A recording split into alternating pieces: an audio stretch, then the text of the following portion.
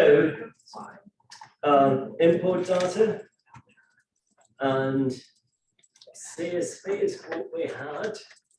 And last time it was the Florida student survey.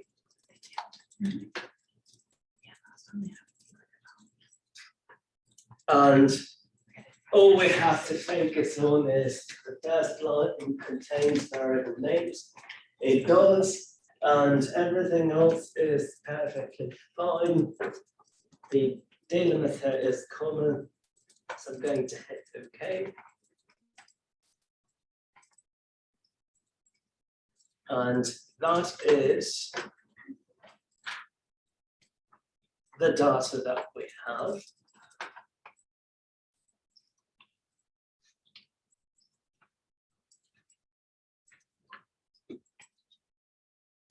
So gender is one of the qualitative variables, and the other one was political affiliation.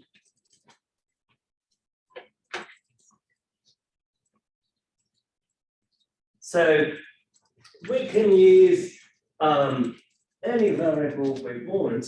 So which one should we use for our test? Should we pick gender and political affiliation, or vegetarian and political affiliation, or gender and being vegetarian to perform the test? 3 options. Gender, political affiliation, or being a vegetarian, political affiliation. Gender and its association with being vegetarian. If there is a connection, we don't know. Which one should we go with? Which sounds interesting?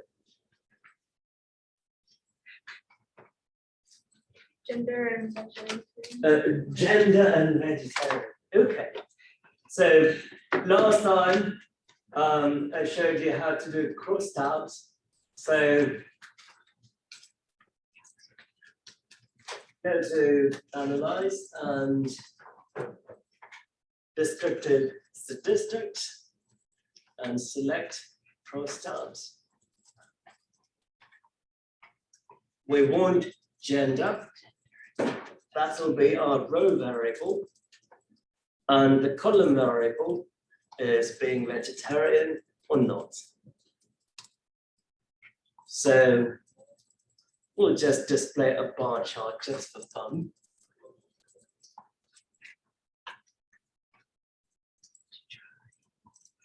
And that's what we have.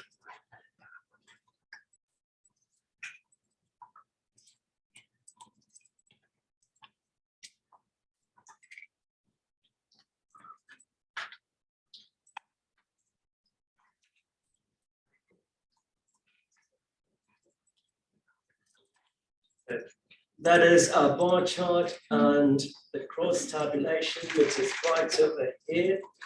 And the cross tab that you see, gender is on the or is in the rows, and vegetarian or not in the columns.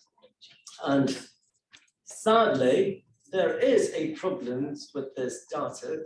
Let's see if you remember from last time. What is a problem that you see in this data? Did I write the conditions for a chi-square test last time? Of course I did. So one of the conditions is actually violated.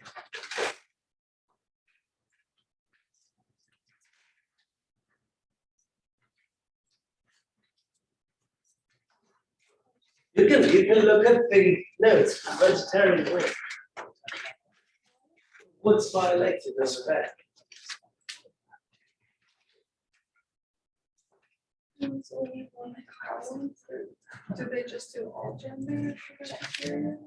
Well, we have both genders, female, male, not a vegetarian, vegetarian.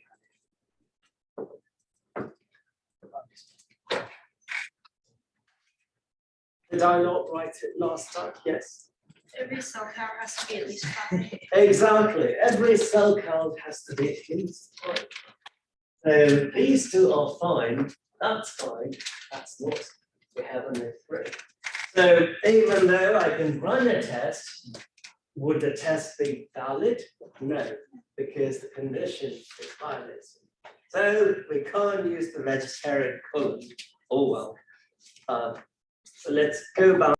So these are the counts that we have. Our assumptions are violated. So what is the null and the alternative? As I mentioned in the first day of class, or during the first week of class, we can't always write the null and the alternative using notation. Sometimes we can only put it in words. Here, the null is there is no association between gender and political affiliation, Democrats, Independent, Republican. The alternative is just the opposite of that. There is an association between gender and political affiliation. So the crosstab that we created using SPSS is simply the table of observed frequencies.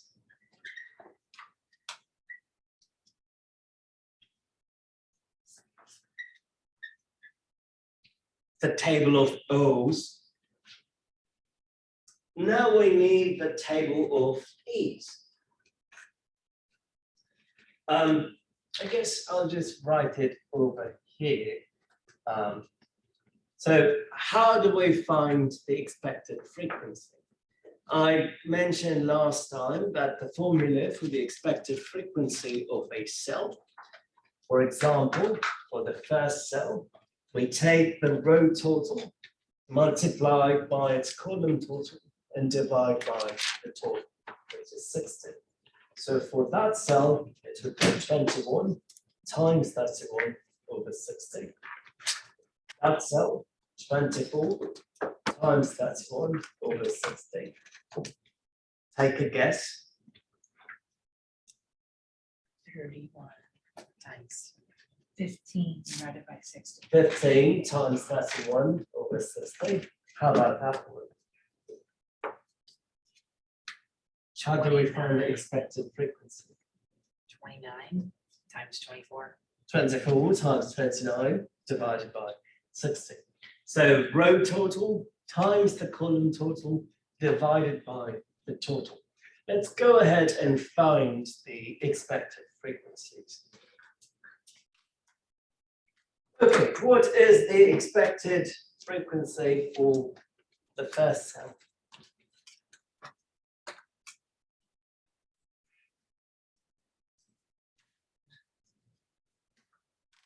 10.85. Sounds about right. How about the next one? 12 point something. 4.4. 4.4. 4.4. Oh, 12.4. Okay, next one. 7.75. 7.75. Yeah. Next one. 4 point something. 10.15. 10. Yeah. Ah, I see. Oh, I'm looking at the one. 10.15. Okay, next one. 11.6. Next one. 7.75. 25. Okay. So, would you agree that the observed frequencies are very close to the expected frequencies? Yes. So if the observed and the expected frequencies are close to each other, then the chances are there is going to be no association, but we can't just jump to a conclusion right away. So we have to find what we call the chi-squares for each cell.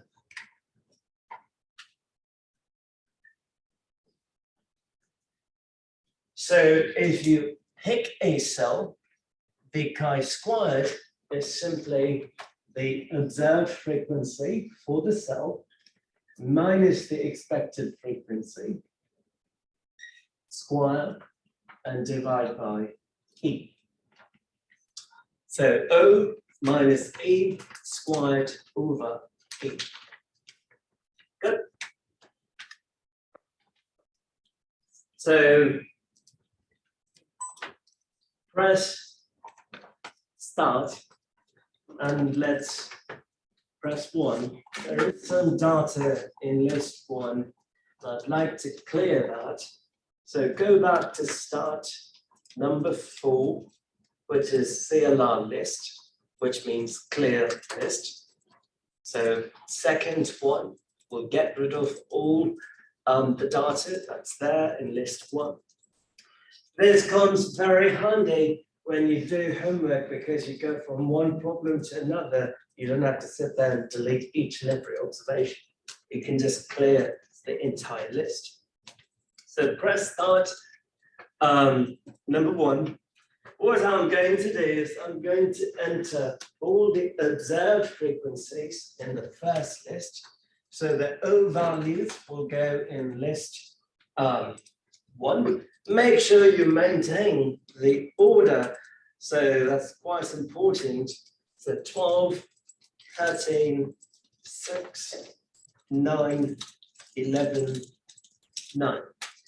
So I'm going row by row. So list 1 contains all observed frequencies by row. In list 2, I'm going to enter the expected frequencies that we calculated and put it in the list in the same order as the previous list, the observed frequencies. So 10.85, 12.4, 7.75, 10.15, 11.6, 7.25. Good. Yes. Now we want to find O minus E squared divided by E. So second mode to exit. So second 1 minus second 2. So I'm doing L1 minus L2. L1 has the O values, L2 has the E values. L1 minus L2 would give me O minus E. With me? Yes? I've got to square that, so square. Enter. Divide that answer by E. The E values are in L2, so press second 2. Yes, no, maybe.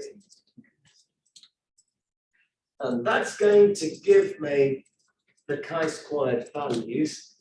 It is a list of values. So what I'm going to do is I'm going to take the answer and save it to list 3. So press the STO button. So it is going to take the answer that you computed, save it to second 3, which is the third list. With me so far? So first I did O minus E squared, L1 minus L2 squared, divide by L2, which is E. Then whatever value that I have, I'm going to save it to L3. Yes? Enter. Go back to start. You will see the values populated up there. So you can verify this manually. O minus E, 12 minus 10.85 squared divided by 10.85 will give you that number. Good. Wait, how did you say that?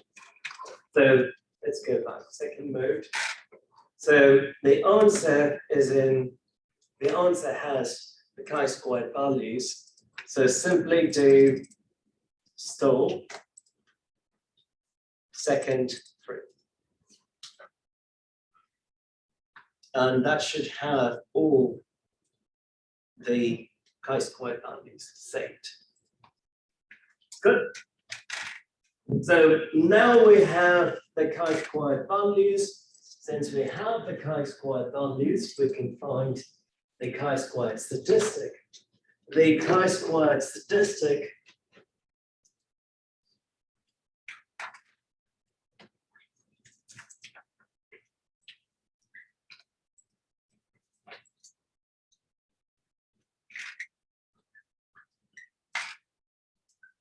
is simply the sum of all individual chi-squares. In other words, we're just going to add all of those values. Again, if you want to sit there and do it manually, go for it. But if you want to be effective,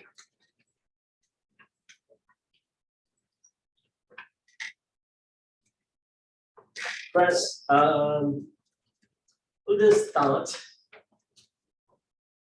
over to calc, take a guess as to what that would stand for. Calcium, calculate, and one mass starts will stand for one variable statistics. Our chi-square values are in the third list, so press second 3. If you have the recent version of the calculator, the CE version, your screen is probably going to look slightly different. Would probably say list, freak list. Yeah.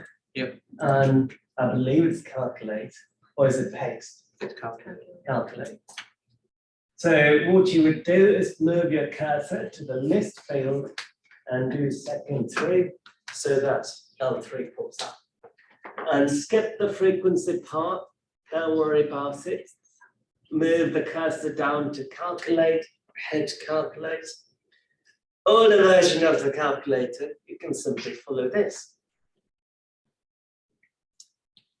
We don't want the first one, that's the average. What we want is the second row. The second row has the sum of all the values in list 3. In our third list, we have individual chi-squares. So the sum of all individual chi-squares is 1.1298.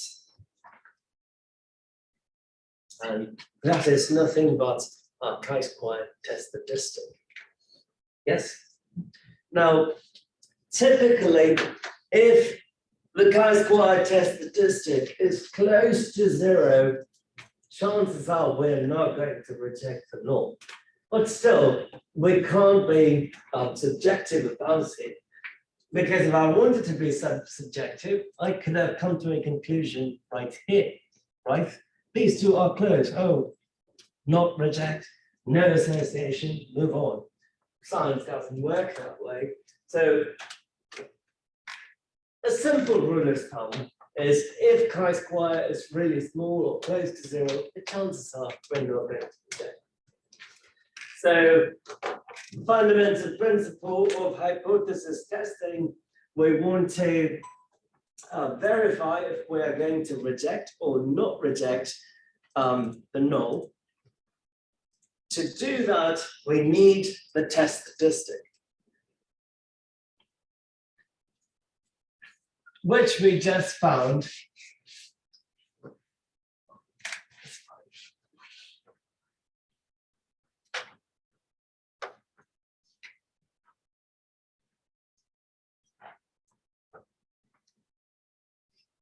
The next step is to find the critical value, which is going to help us whether to reject or not reject the null.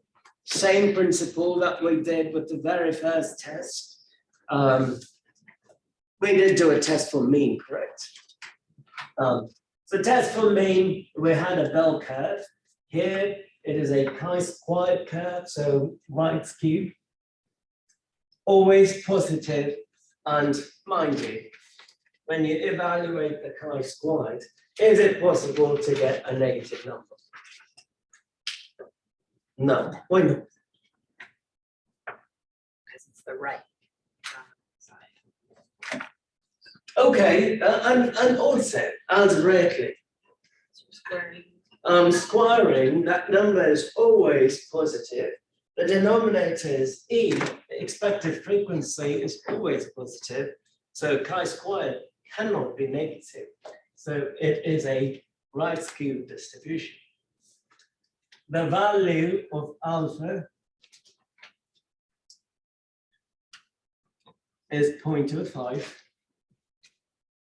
And I would like to find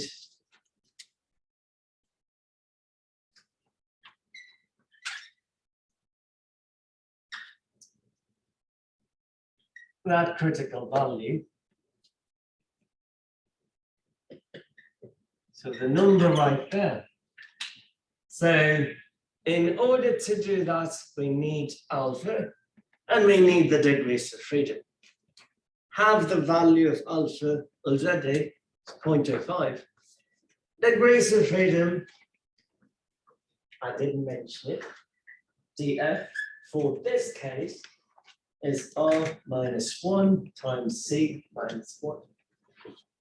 R is the number of columns, or excuse me, number of rows, not that it matters. C is the number of columns. How many rows do we have?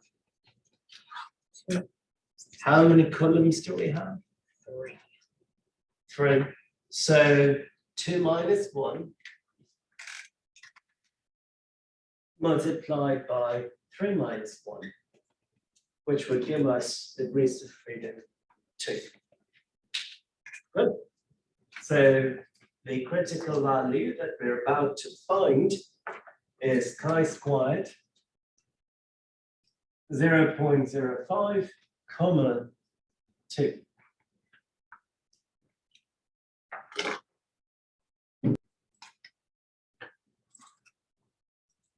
So we have the table of chi-squares, and if you look at that picture, there is that curve similar to what I drew. There is the shaded part similar to what I drew under. That shaded part is the shaded area under the curve, and it is 0.05, the value of alpha that is given in the problem. The value of alpha is the type 1 probability of type 1 error, and it is nothing but the right tail probability in this table. So that value is 0.05. That said, out of all the values that or columns that you see, which column would you pick?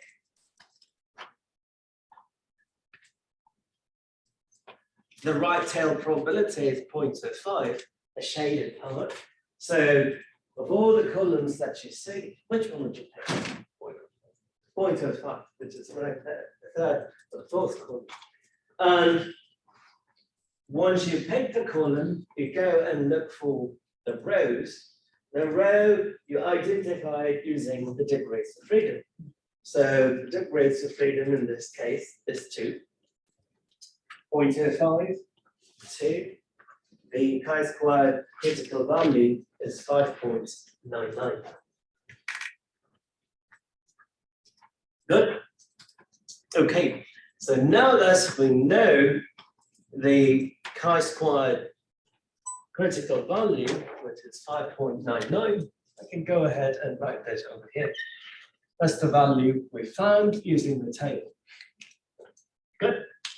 So the only way we are going to reject the null, or we'll have a good reason to reject the null, if the test statistic fell beyond or way past the critical value of 5.99. What is our test statistic? Our test statistic is 1.1298.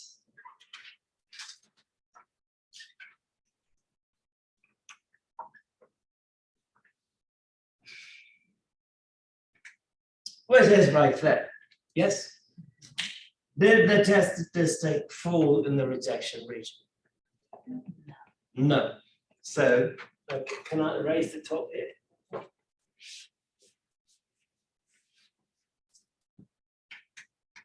Just to refresh. Null, no association. Alternative, there is an association between gender and political affiliation. So test statistic does not fall in the rejection region.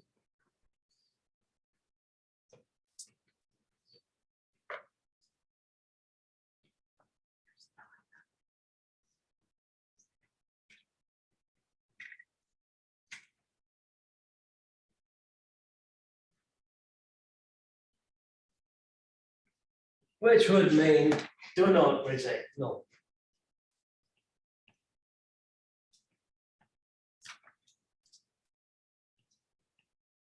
If we don't reject null, that simply means there isn't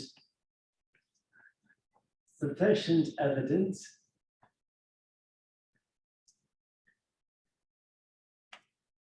to support the alternative, which in this case is H1. I'm just deducing the statements and putting them together, right? So I did the numerical part. I identified that the test statistic doesn't fall in the rejection region, which would mean I'm not going to reject the null, which would mean I didn't find evidence toward the alternative. That being said, do you believe that there is an association between gender and political affiliation? No. No. We concluded that there isn't enough evidence to support the alternative, so we're going to stick with the null. And what does the null tell us? The null tells us that there is no association, so gender and political affiliation are not associated.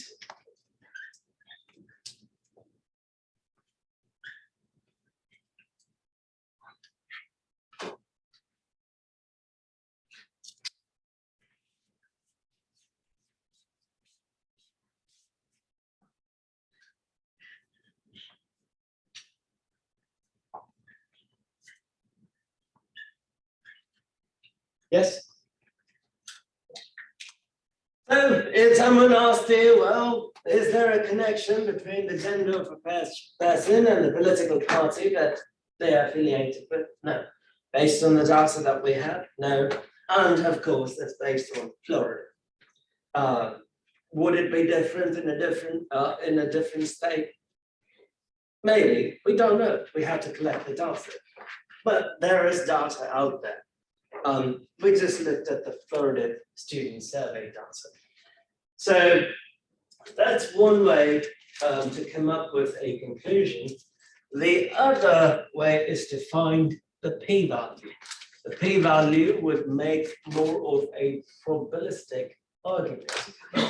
Since the chi-square test is a right-tail test,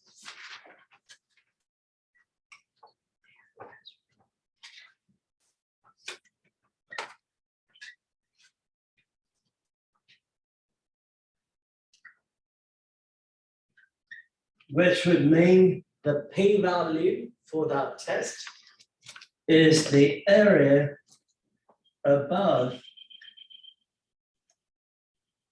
the test start under that chi-square curve.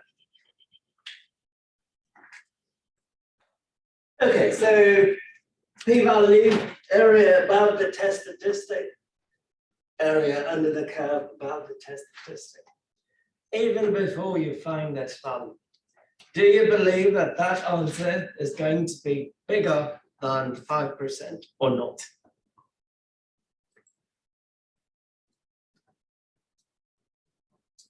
No, why not? Okay. Because it would probably go to the rejection area and we're not rejecting them all. Okay.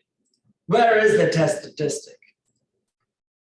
1.1. Right here.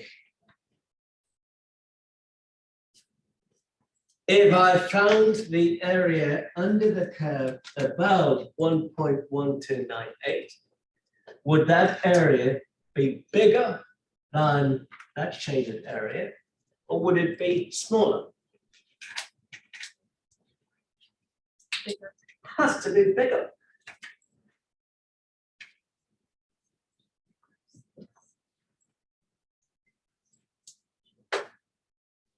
Tell me, is the area in red bigger than the area in blue? Yes. So area above the test statistic, which is the p-value, is greater than 0.05. So the only time we would reject the null is when the p-value is less than alpha, or less than or equal to alpha. That is not the case. So we shouldn't be rejecting alpha. Excuse me, the null. What is the p-value then? How do we find it? We've got to use a calculator.